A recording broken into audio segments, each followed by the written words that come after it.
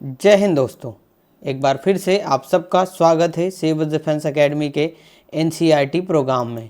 हमने अपनी पिछली कक्षाओं में पार्ट ए या अध्याय 1 या खंड 1 की बात करते हैं तो उसमें हमने भारत की भौगोलिक अवस्थिति के बारे में पढ़ा था।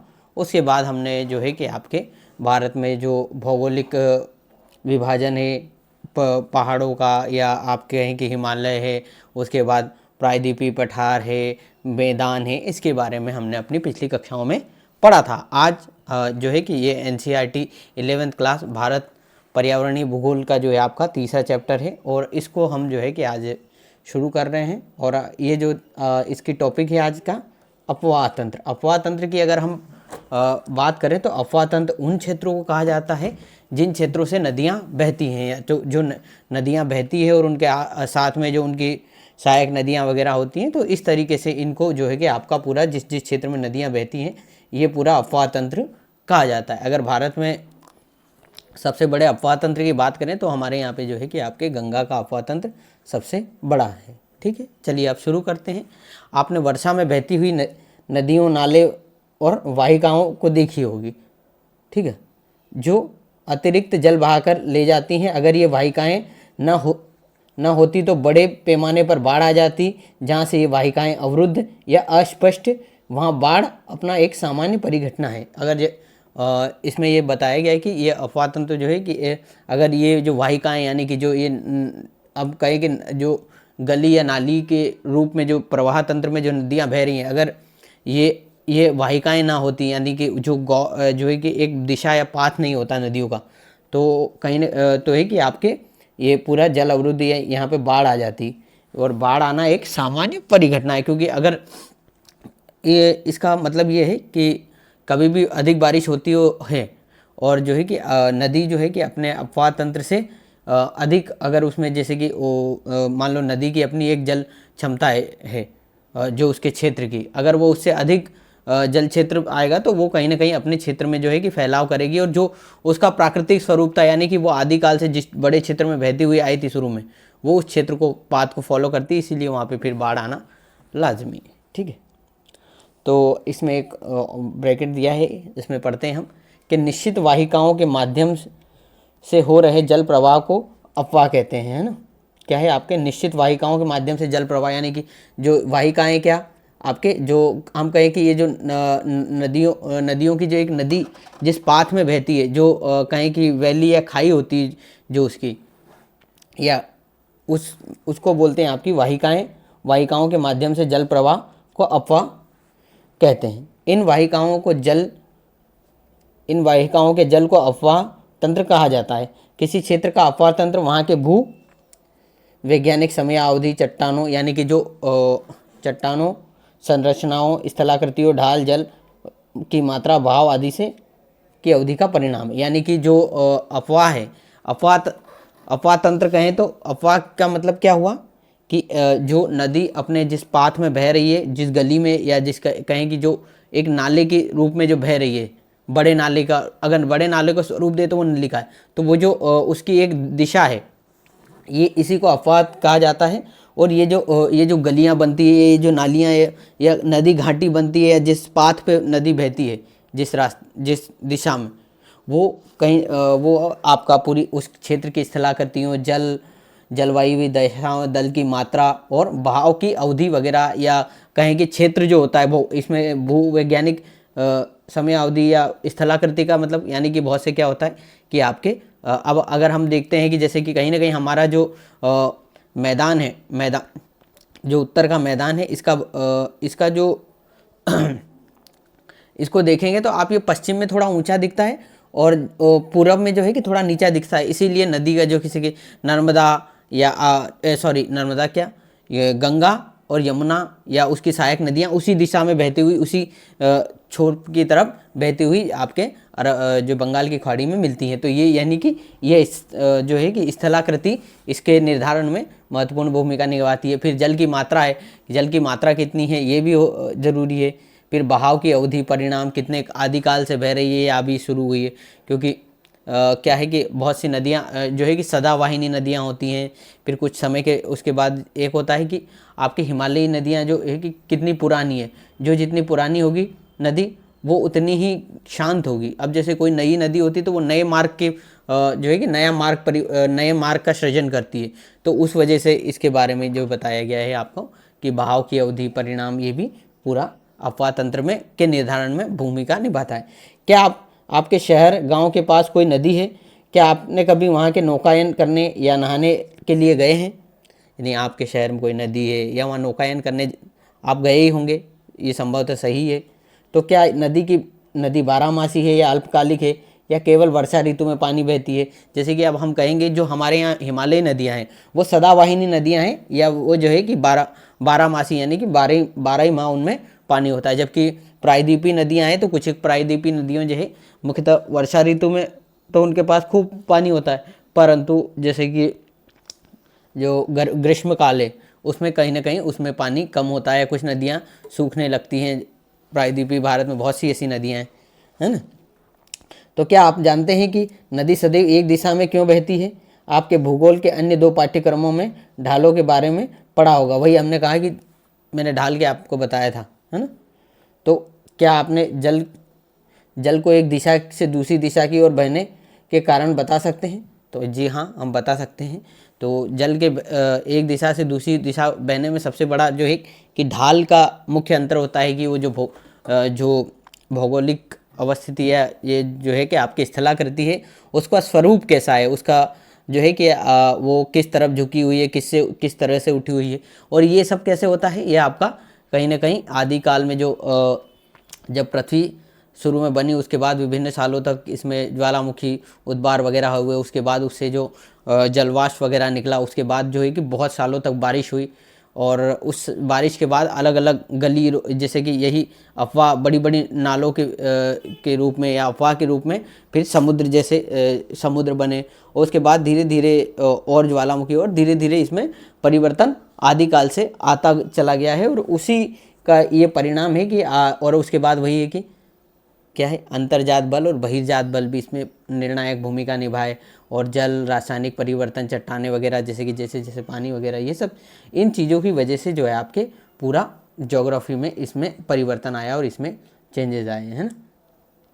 उसके बाद दक्षिण में अब हम आगे उत्तर में हिमालय और दक्षिण में पश्चिम घाट से निकलने वाली नदियाँ पूर्व की ओर क्यों बहती हैं? तो क्योंकि ढाल है, और बंगाल की खाड़ी में अपना जल विसर्जित क्यों करती है? इस नदी में विशिष्ट क्षेत्र में अपना जल बहाकर लाती हैं, जिसे जल ग्रहण क्षेत्र। जल ग्रहण क्षेत्र क्या है कि यानी कि जिस सोर्स से नदियाँ जो है अपना जल क्षेत्र बहा के लाती है उसको, जैसे कि अगर हम गंगा के अफवाह तंत्र की बात करेंगे यहाँ पे, तो गंगा के अफवाह तंत्र में सिर्फ गंगा नदी बह रही है वो नहीं, उसकी जितनी भी सहायक नदियाँ हैं जो बह बह के आ रही है जहाँ जहाँ से, और उसके सहायक नदियाँ, उप सहायक नदियाँ, उन सभी को जो है कि वो पूरा ही क्षेत्र आपके गंगा के अफवाह तंत्र में आएगा। और जल ग्रहण क्षेत्र यानी कि आपका जिस क्षेत्र में से वो जल जो है कि आपका जल लेके जा रही है। कैचमेंट एरिया, जिससे कि कैचमेंट एरिया कम होता है, कैचमेंट एरिया जिस क्षेत्र में जल बह रहा है उसी को कैचमेंट एरिया बोलते हैं कि ये गंगा यमुना का कैचमेंट एरिया यानी कि उसका बहाव क्षेत्र है। एक नदी एवं उसकी सहायक नदियाँ के द्वारा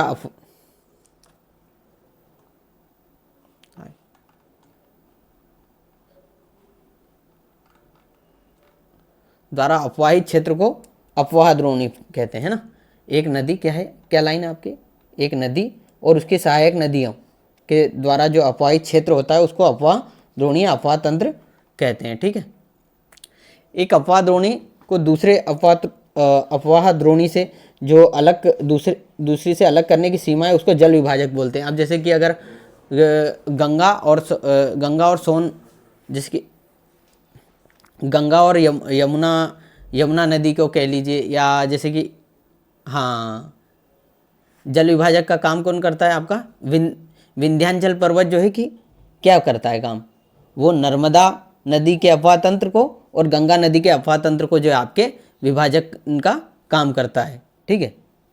और अगर हम बात करें कि टोन्स नदी या जो यमुना की सहायक नदियाँ हैं, गंगा की सहायक नदियों में जो आपका कैमूर पर्वत है, कैमूर पर्वत जो है कि वो जल विभाजन का काम करता है सोन नदी और बाकी जो यमुना की सहायक नदियाँ हैं या जो यहाँ से मिलती हैं, इस क्षेत्र से, वो तो जल विभाजक का काम करता है। मान लीजिए कि ये नदी है ना, ये नदी बह रही है और यहाँ पे कोई पहाड़ है या चलो ये है, और एक नदी यूँ आ रही थी, तो वो जल विभाजक का काम करेगी।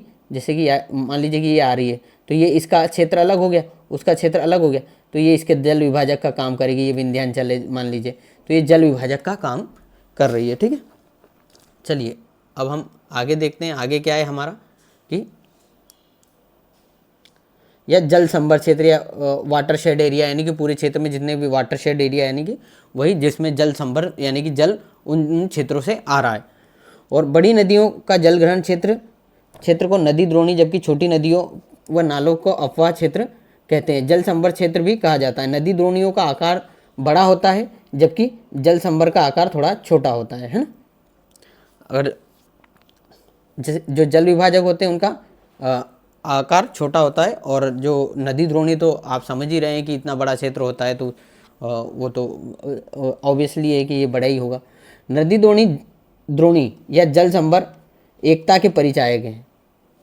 इसमें एक भाग में परिवर्तन का प्रभाव अन्य भागों व पूर्ण क्षेत्र पर देखा जा सकता है। यानी कि ये देखिए, ये नदी द्रोणी है, ये ठीक है। अब ये क्या है, विंध्याचल पर्वत है, ये नर्मदा नदी है आपकी, और ये आपकी क्या है, जल विभाजक कह लीजिए या जल संभर है। अगर इसमें मान लीजिए विंध्याचल पर्वत में बीच बीच में ब्लॉकेज हो जाए या टूट जाए, तो कहीं ना कहीं ये जो आपके इसमें अंतर होगा, इन दोनों नदियों के अपवाह तंत्र में, या कहीं ना कहीं इसमें जो है कि प्रभाव या परिवर्तन देखने को जरूर मिलेगा। इसलिए इन्हें सूक्ष्म, मध्यम या बृहद नियोजन इकाइयों के रूप में लिया जाए।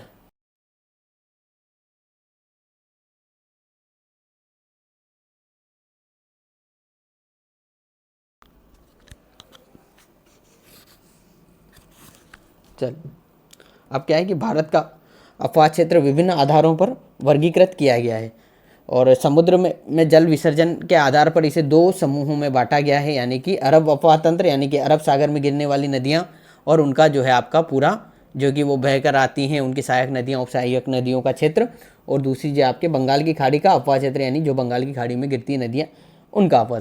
ये अपवाह तंत्र दिल्ली, कटक, अरावली, सह्याद्री के द्वारा जो आपका विलग होता है। यानी कि दिल्ली का जो एरिया है, दिल्ली जो है वो एक विभाजन का काम करती है, किन किन के बीच में, आपकी सिंधु, वैसे तो पंजाब का मैदान सही कहेंगे तो आप, सिंधु और गंगा अपवाह तंत्र के बीच में विभाजन का काम करती है आपका क्या क्या, पंजाब, हिमाचल और दिल्ली का जो ये क्षेत्र है, ये आपका इसके विभाजन का काम करता है इन दोनों के बीच, ठीक है।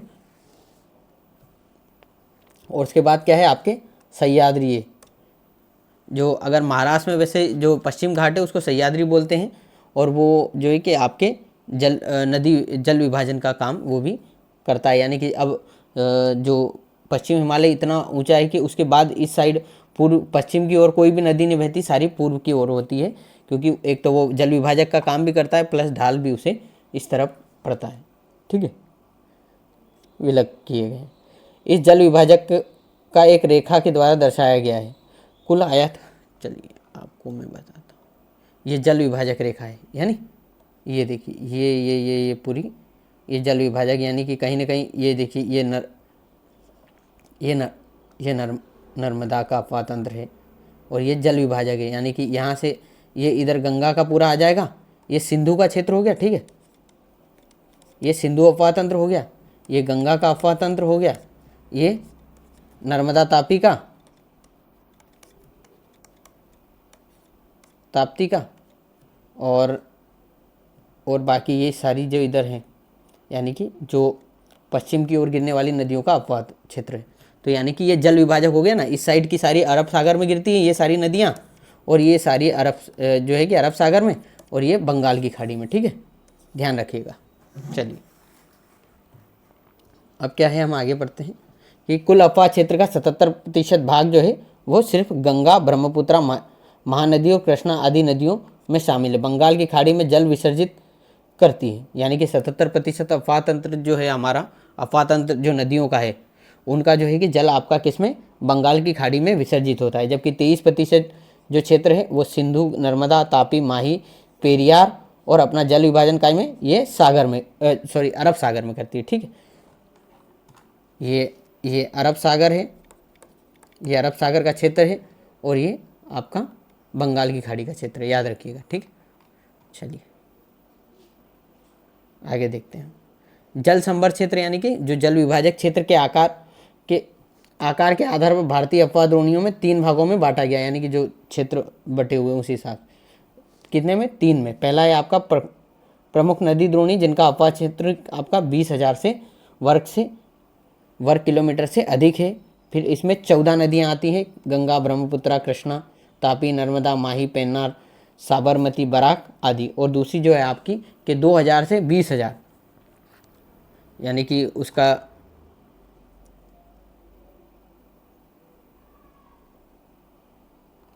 जो जिस क्षेत्र में, जितने क्षेत्र में वो जल, इसमें ये जल क्षेत्र की बात की जा रही कि कितने बड़े जल क्षेत्र में वो बह के जाती है उसको। फिर दूसरा जो है कि नदी द्रोणी अपवाह क्षेत्र 2,000 से 20,000 का है वर्ग किलोमीटर का। इसमें 44 नदियाँ बहती हैं, जैसे कि कालिंदी, पेरियार, मेघना आदि। और लघु नदी द्रोणी अपवाह तंत्र कितने का होता है, तो आपका 2,000 से नीचे। तो सब कितना हो गया, पहला 20,000 वर्ग किलोमीटर से आपका ऊपर जो है कि अधिक का क्षेत्र। फिर दूसरा क्या है आपका 2,000 से 20,000 वाला क्षेत्र। और तीसरा आपका क्या है 2,000 से कम किलोमीटर स्क्वायर वर्ग का क्षेत्र। ठीक है, यह न्यून वर्षा वाले क्षेत्रों में बहने वाली बहुत सी नदियाँ शामिल है, यानी कि जो 2,000 वर्ग किलोमीटर से कम का क्षेत्र है वहाँ पे यानी कि कम वर्षा होती। अब ये क्या बोला है कि आपका चित्र 3.1 में देखें कि आप पाएंगे कि अनेक नदियाँ उद्गमित स्रोत हिमालय है और वे अपना जल बंगाल की खाड़ी में या अरब सागर में विसर्जित करती हैं। उत्तर भारत की अनेक नदियों के अफवाह पहचान कीजिए। प्रायद्वीपीय पठार की बड़ी नदियों का उद्गम स्थल पश्चिम घाट है और ये नदियाँ बंगाल की खाड़ी में जल विसर्जित करती है। भारत को इन नदियों को भी पहचान कीजिए। अब आइए 3.1 कहाँ गया, सॉरी,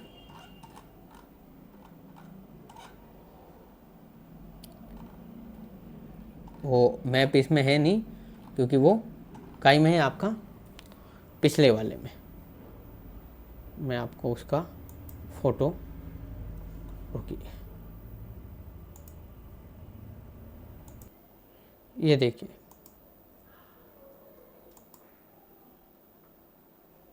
काई में आपका ये देखिए,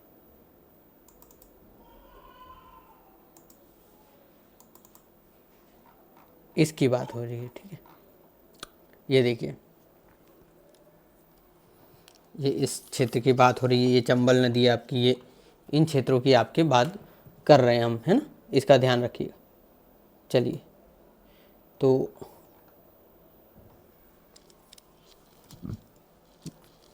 क्या है आपका कि नर्मदा और तापी 2 बड़ी नदियां हैं और इसका अपवाद है, यानी कि जो ये इसमें बात क्या कही गई है आपके कि जो हिमालय के स्रोत से जो नदियां आती है वो बंगाल की खाड़ी में लगभग अरब सागर में गिरती है। और जो प्रायद्वीपीय पठार की, जैसे कि ये 2 अफवाह, यानी ये अपवाद है, यानी कि ये आपकी किस खाड़ी में गिरती है, आपकी अरब सागर में गिरती है। और कहाँ से बहती, कहाँ से निकलती हैं, ये तो आपके जो अमरकंटक पहाड़ी है काय की, सतपुड़ा में काल क्षेत्र की, वहाँ से ये नदियाँ निकलती हैं, नर्मदा। और ताप्ती भी जो है आपके मुल्ताई पहाड़ी बैतूल से, इसी जो आपके सतपुड़ा का क्षेत्र है उसी से निकलती है। और ये अनेक छोटी नदियाँ अपना जल अरब सागर में विसर्जित हैं। पश्चिम तटीय क्षेत्र में कोंकण से मालाबार तट तक बहने वाली नदियों के नाम बताइए। अब ये आपको करना पड़ेगा, ठीक है। और ये याद रखिएगा कि ऐसी नदियों के आपको नाम आप सर्च करिए और इसके बारे में पढ़िए, नहीं तो हम अगली क्लास में इसको मैं सर्च करके आपको पूरा बता दूंगा कि कौन सी नदी। उद्गम के प्रकार और प्रकृति व विशेषताओं के आधार पर भारतीय अपवाह तंत्र को हिमालयी अपवाह तंत्र, प्रायद्वीपीय अपवाह तंत्र में विभाजित किया जाता है। यानी कि हिमालय से बहने वाली नदियाँ और प्रायद्वीप जो है आपका क्षेत्र, प्रायद्वीप का क्षेत्र अगर आपको बताऊं तो चलिए इसमें ही बता देता हूँ, छोड़िए,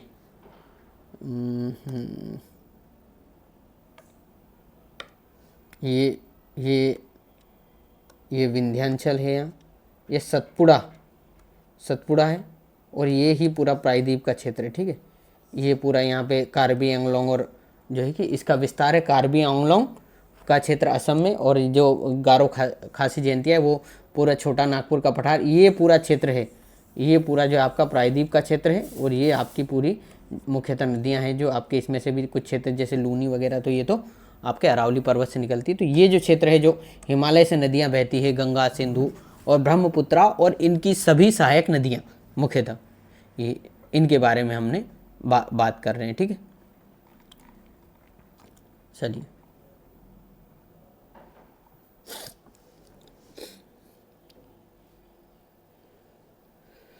यद्यपि इस विभाजन की योजना चंबल, बेतवा, सोन आदि नदियों का वर्गीकरण की समस्याओं को उत्पन्न करती है, क्योंकि ये प्रायद्वीपीय पठार से निकलती हैं और आपके यानी कि नर्मदा में या सॉरी किसमें,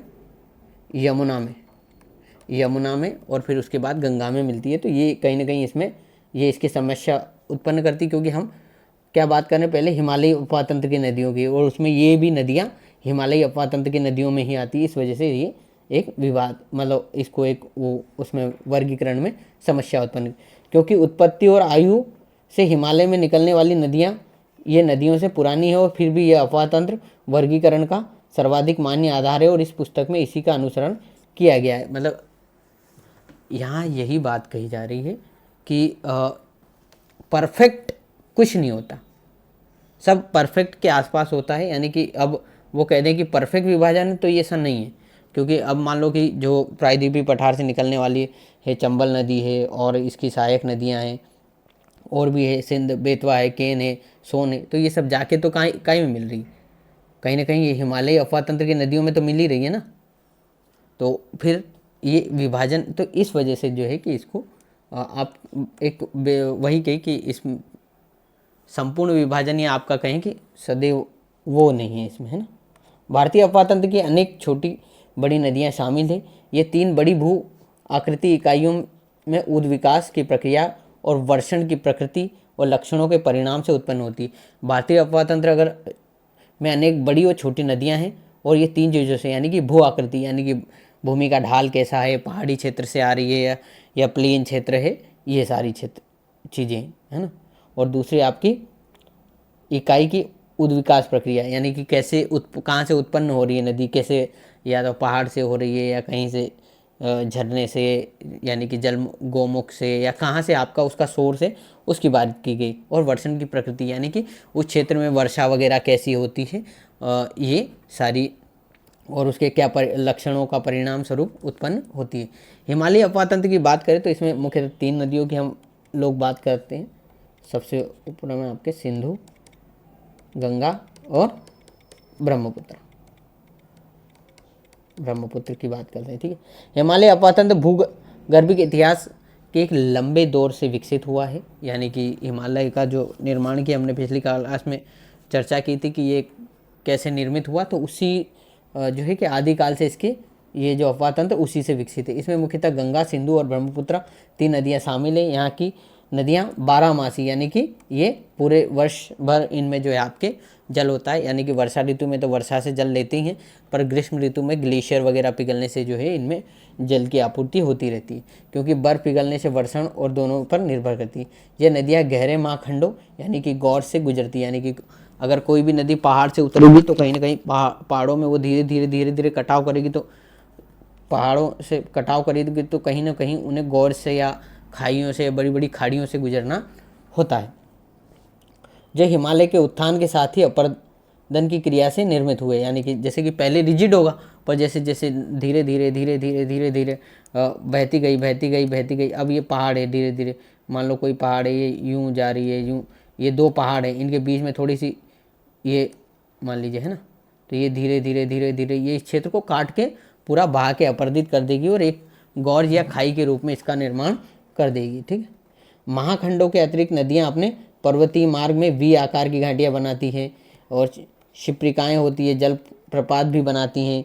जब ये मैदान में प्रवेश करती हैं तो निक्षेपणात्मक स्थलाकृतियाँ, जैसे कि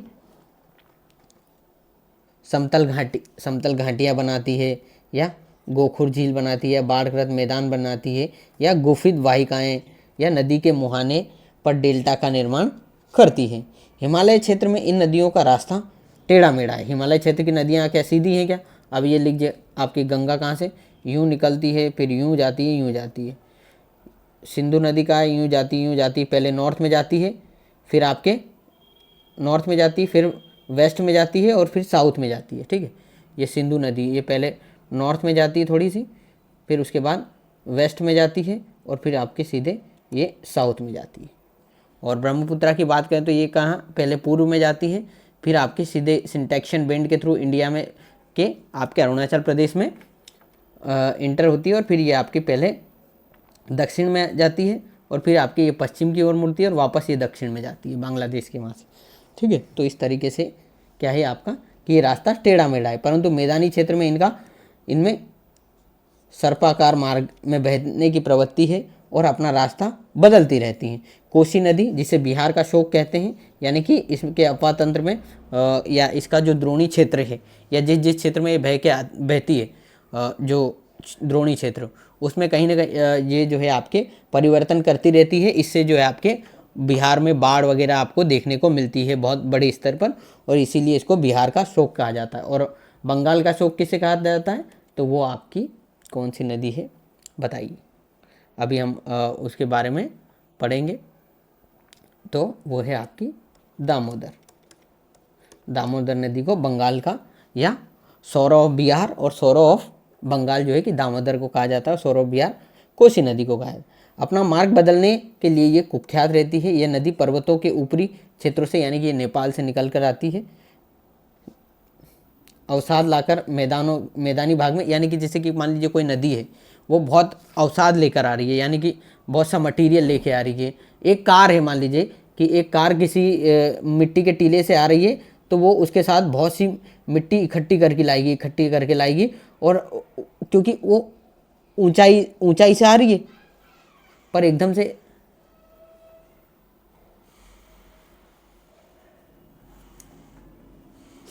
अब ये ऊंचाई से आ रही है ना, मान लीजिए कि ये ऊंचाई से नदी एक मिट्टी को उड़ेलते हुए आ रही, पर कहीं ऐसी जगह मिल जाएगी कि वहाँ गड्ढा मिल जाएगा, मान लो जो गड्ढा है, तो ये पूरी मिट्टी उसमें गिर जाएगी, और ये प्लेन वाला क्षेत्र हो जाएगा। क्या हो जाएगा आपका? पूरा प्लेन वाला क्षेत्र, या तो ये हो जाएगा, या क्या होगा कि जैसे कि ऊपर से नदी आ रही है, तो अब ये ऊपर से आ रही है, तो ये बहुत से मटेरियल अपने साथ बहा के ला रही है। अब यहाँ तो ढाल है, पर सीधे एकदम से मैदान मिलेगा, तो वो जो मटेरियल बहा के ला रही है, वो उसको फैला देगी, है ना। तो फैला देगी तो क्या होगा, उसका जो मान लो ये इस तरीके से नदी बहने वाली थी, तो ये फैला देगी, तो यहाँ से पानी इस ओर आ जाएगा, इस ओर, और ये इधर से वितरिकाओं में परिवर्तित हो जाएगा, और आगे जाके फिर से वापस से ये नदी में मिल जाएगा। पर तब तक इस क्षेत्र में ये पूरा क्षेत्र क्या है आपका, ये बाढ़ का क्षेत्र बन जाएगा। ठीक, हाँ, समझ आया थोड़ा? चलिए अब आगे देखते हैं। इसमें नदी मार्ग जो है कि अवरुद्ध हो जाता है, वह परिणाम स्वरूप नदी अपना मार्ग बदल देती है। अब या तो यहाँ आगे जाके मिल जाएगी, या कोई नए सोर्स से निकलने लगेगी, नए क्षेत्र बना लेगी।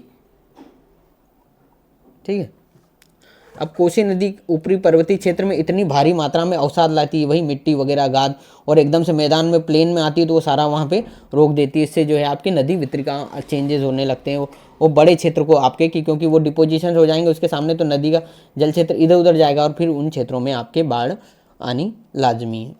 ठीक है, और अवसाद, इतनी भारी मात्रा में अवसाद क्यों लेती है? क्या आप सोचते हैं कि सामान्य नदियों में विशेष तौर पर कोसी नदी का जल बहाव एवं मात्रा एक समान रहती है, या बढ़ती घटती रहती है? तो ये बढ़ती घटती रहती है, तो बढ़ती घटती तो बिल्कुल रहती है। नदी में कब तक जल की मात्रा अत्यधिक होती है, और बाढ़ में सकारात्मक या नकारात्मक? क्योंकि जैसे कि मान लीजिए कि वर्षा ऋतु के समय में इसमें सबसे अधिक बाढ़ आने का खतरा होता है।